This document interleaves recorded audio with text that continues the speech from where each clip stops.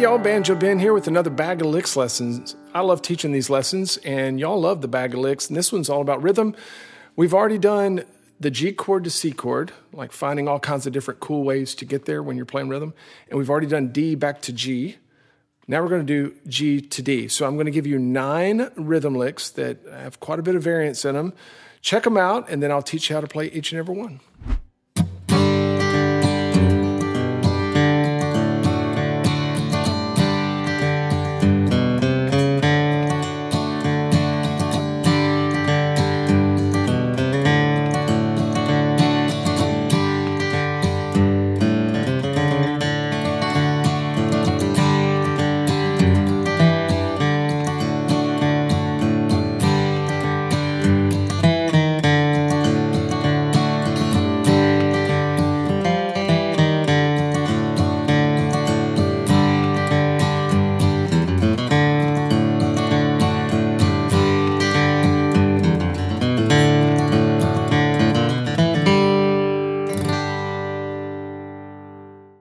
What'd you think? Those are fun. Lots of different styles in there, lots of different options. And what's cool is when we learn each one of those, I'm going to show you variations on each one. So though there are 9 main ones, there's liable to be about 60 actual ones that we learn. If you're watching somewhere else besides the website, you need to be a Gold Pick member over at banjobenclark.com.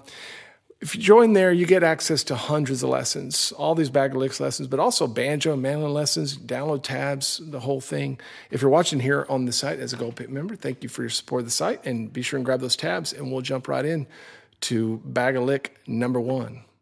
As far as theory goes, it does help if you know the major scale, know how many notes are in between G and D, because that's what we're doing. We're on G chord, and we're getting ready to walk up to a D chord. We're finding neat ways to get there. So if you don't know that G major scale, go do the G major scale study. I also have another great lesson called chord walking where we cover some of this stuff. But the first one that we're going to look at today is just called a 1-note transition. So we're just going to take one of those scale notes and plug it in to help lift our ears to the D chord. Sounds like this. Okay. So I played the regular bass note for the G chord. Then I added this 2nd fret on the A string, which is a B note, and that's just lifting our ears up. Now, technically, that B note is in the G major chord, but it's not usually a bass note that we go through. So it's just lifting us up. Now, could we do other notes? Absolutely. You could choose to play an open A string. Doesn't have the poignant sound that we're looking for. If you want to be more bluesy, you could add that C note. That sounds pretty cool too, but if you're wanting to keep it pretty straightforward and just lift the ears of your listeners, that 2nd fret sounds good. You could also hammer on into it. That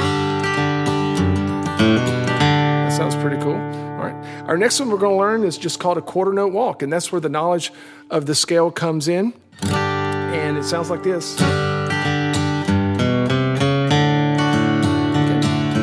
Now, that's not actually the major scale. It has some of the notes in there, but the true major scale would be this. And I left that one out just because it's more basic.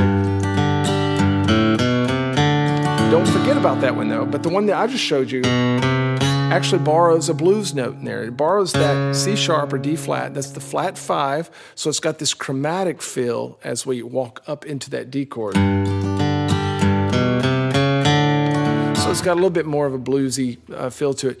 Now, we did just the quarter notes, but you can change the timing up of all those notes, right? So you could, instead of just going 1, 2, 3, 4, you can push and pull on the notes. There's all kinds of things you can do, but the notes are there.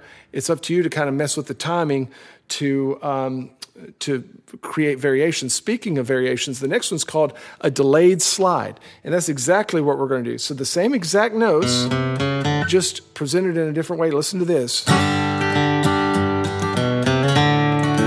Okay, so instead of having quarter notes, we're going to hang on this bass note, and then we're going to go to that 2nd fret, and then to make up for the lost time, we're going to do an 8th note slide from 3 to 4. Real slowly. I use that one all the time. That made me one of my most automatic ones. It just really takes the listener's ear right to that D chord. Sounds awesome. The next one is a Tony Rice inspired lick. Now, I know that how Tony does it, and I know that I'm not doing it just like Tony, mainly because of his pick strokes. He would do a lot of consecutive down strokes and such, but we're borrowing from some of his timing and some of his note selection. It's going to sound like this. Okay, so a lot of syncopation. As we look there at the tab, what's actually happening? Well, that first measure, measure 13, that's just the G measure. But as we go into measure 14, we're going to hit that bass note, and then our next note that we're playing is actually coming in on the and of 2. So 1 and 2 and, 1 and 2 and then that's a quarter note, so that our next note, that D string, is going to be on the and of 3. So 1 and 2 and 3 and 4 and 1. Now I have the pick strokes labeled there as Tony would do it. He would do those real fast consecutive downstrokes. I typically don't do that unless I'm playing pretty slow. So I'm going to do just standard alternate pick strokes. And after you land there on that 4th fret, keep it down, because in the next measure, we're going to play the D string and then come right back into a slide. And then he would cross pick, or I guess actually more of a brush, a rake, whatever you want to call it, through the D chord. So very slowly, I'll play measures 14 and 15. 1 and 2 and 3 and 4 and 1 and 2 and 3 and 4 and. Again, ready, go. 1 and 2 and 3 and 4 and 1 and 2 and 3 and 4 and. Sometimes it's more difficult to try to count it and get it right. It's easier to forget the tab and just listen to me play it. So let me loop it about 4 or 5 times, and you try to play along with me. I'll start with the regular G measure.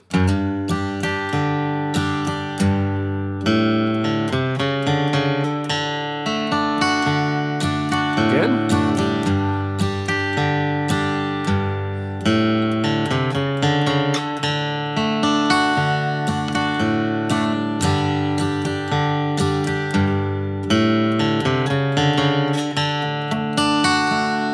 I missed it there.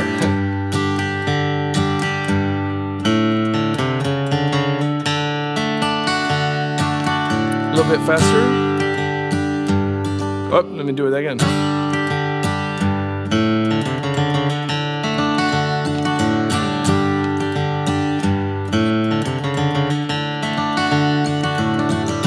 Lots of fun. That one is probably requires the most practice. I know I need to play another 100 times. Maybe you do too. In the next little video segment, we're going to learn licks 5 through 9, which will begin to transition and bring the scale notes down from above. So we've learned a lot that come up from the bottom. Let's learn them from above. If you're watching here on banjobenclark.com, as a Gold Pit member, just click that next video sequence. Don't forget to download the tab. If you're watching somewhere else, come on over. Be a Gold Pit member. Access hundreds of lessons. I'd love to have you.